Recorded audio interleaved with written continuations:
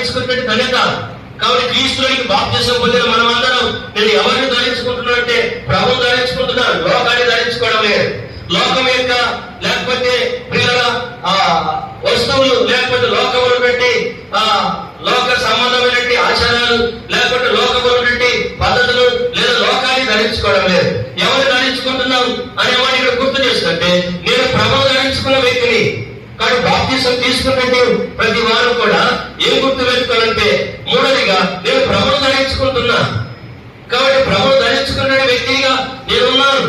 అందుకనే మనం గమనించినట్లయితే ఆనాడు శత్రువు జయించడానికి కొరకై లేదా విద్య కొరకు వెళ్ళేటప్పుడు సౌలు మరి దావీదును పిలిచి ఆ గొల్లియాతును జయించడానికి కొరకు లోక సంబంధమైనటువంటి అవన్నీ కూడా రకరకాలుగా ధరింపజేయడానికి ఇష్టపడ్డాడు దావీదు గారికి.